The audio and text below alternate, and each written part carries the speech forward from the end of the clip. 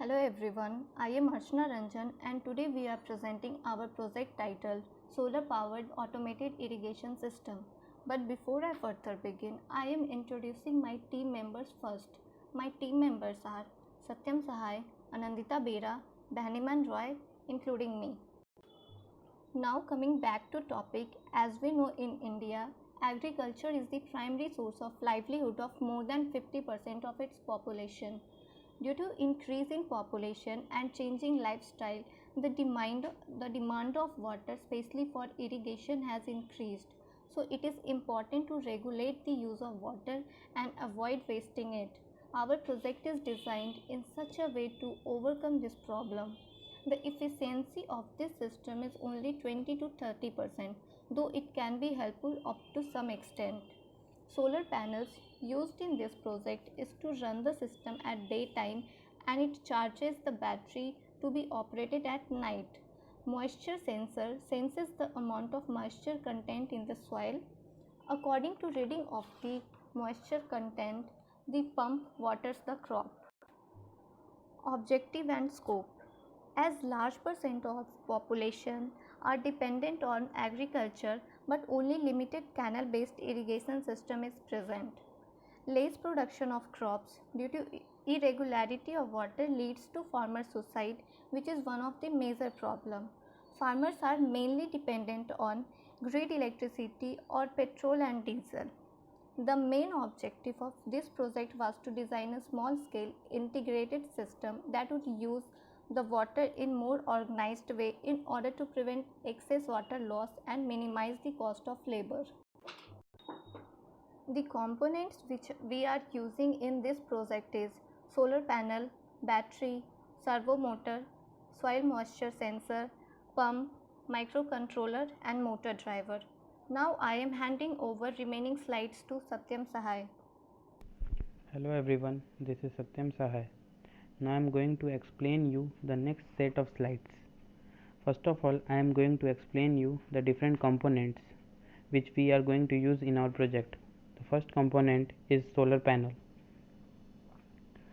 Solar panel collects clean renewable energy in the form of sunlight and convert that sunlight or solar energy into electricity through the process called photovoltaic effect. It generally provides an output of 17 volts.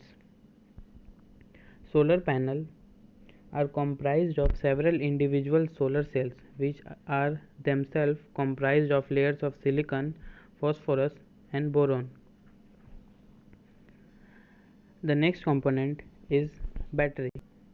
The battery which we will be using is a lead acid battery. It is rechargeable. The battery is of 12 volt. The lead acid battery which we will be using will consist of 6 cells of 2.1 volt each. The next component is the servo motor. A servo motor is an electrical device which can push or rotate an object with great precision. It works through servo mechanism.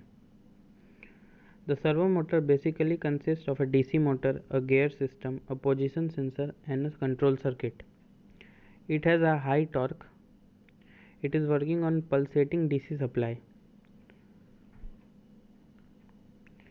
Its power output is 4.8 volt to 6 volt DC maximum, but works on 5 volt very well. The next component is the soil moisture sensor and it is one of the main component of this project. It is used for the measurement of moisture in the soil. There are many moisture sensor available in market, but all of them works on the same principle, that is change in resistance. The soil moisture sensor measures the dielectric constant of the soil using transmission line technique. It is insensitive to water salinity and it also do not get corroded easily. It provides us with an accurate reading in less than a second. Its input voltage is 3.3 to 5 volt and output voltage is 0 to 4.2 volt. Its output signal is both analog and digital, so whatever we can use. The next component is the pump. The output from Arduino Uno is fed to the pump switching circuit, which puts on the pump for as long as the Arduino does not send an output to switch it off. The main work is just to pump the water. It is a motor, simple DC motor, working between operating voltage of 5 to 12 volt. The next component and a major component in our project is the microcontroller. The microcontroller which we will be using is Arduino Uno. It is of the Arduino family. It has 14 digital input output pins, out of which 6 is analog input and 6 are PWM output. It has a 16 MHz quartz crystal, a USB connection, a power jack, an IC/SP header and a reset button. We can code Arduino Uno with different types of processes. Its operating voltage is 5 volt, input voltage is 7 to 20 volts. The next component is L293D motor driver. The L293D motor driver main purpose is just to control the motor. It is a 16 pin IC, 8 pins on each side. It can control 2 motors at a time. It has 2 input, 2 output. 2 H bridge present to control 2 current rated motor, but we will just control one motor. Now I am going to explain you the algorithm and implementation. This flowchart present here, I am going to explain you this flowchart also. Algorithm and implementation. The soil moisture sensor present just senses the moisture content of the soil and sends a signal to the Arduino Uno circuit. The Arduino Uno circuit checks which crop is selected and checks whether the moisture level is below the triggering value for that crop. If it is below, it will send a signal to switch on the pump, and if that value is not less than the triggering value, it will again go to step 1, that is make the soil moisture sensor sense the moisture again. Now if the moisture sensor senses and that is less than the triggering value, the pump will get on and it will water the crop. After the watering, the moisture sensor senses again that moisture level, and if it is normal or it is above the triggering value, it will again make the Arduino Uno provide a signal to the circuit, that is to L293D motor driver circuit, to make the pump switch off, and again return to step 1, that is make the soil moisture sensor sense again the moisture. We will put a timing slot for the moisture sensor to sense at every 20 seconds or 25 seconds, whatever the user decides.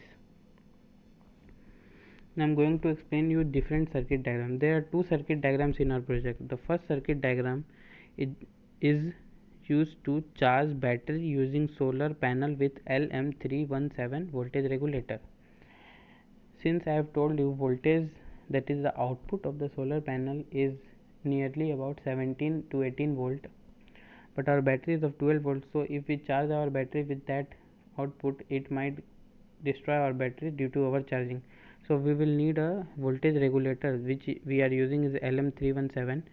So this is the circuit which will regulate the voltage and provide exact 12 volt battery output to our battery, which will easily charge the battery. Now after the battery is charged, this is the circuit of the whole operation, that is automated operation. There are 2 sensors we are using for 2 crops, so that it will sense the data, it will sense the moisture, provide the data to Arduino. You can see there are 16 pins in our Arduino Uno, 16 pins, and soil moisture sensor. Soil moisture sensor has 2 outputs, one digital and analog. We are using the digital one. So this is the whole circuit diagram. There is L293D motor driver, so it will sense the soil moisture sensor, senses the moisture, provide the output to Arduino. If that is less than the triggering value, it will switch on the it will make the switch on L293D motor driver. That motor driver will make the pump to switch on. Also Arduino will provide a signal to servo motor to which position it has to pump. So servo motor will go to that position. L293D then makes the pump on and it will pump the water. So now advantage and disadvantage. Advantage are very good of this project. So advantages: it is a reliable system, it needs less maintenance, less man work. The main advantages of this proposed system are as: by using soil moisture sensor in the field, the system provides water for plants according to the crop water requirement and operates accordingly to the soil moisture condition of the root zone of the plant. It needs less maintenance, as I have told earlier, because it is an automated system. It does not require more maintenance as different system. A year or 2 year is enough if it is in large scale. A year or 2 year maintenance is enough every year or 2 years. It also helps in saving of water. It also helps in saving of water. It is a continuous operation. Less man work is required. As it helps in save water, so it is also very good for our environment, as water is scarce in our nature. Some disadvantages also are there of this project, because if it is used in large scale, the setup will be costly, as solar panels are a costly thing.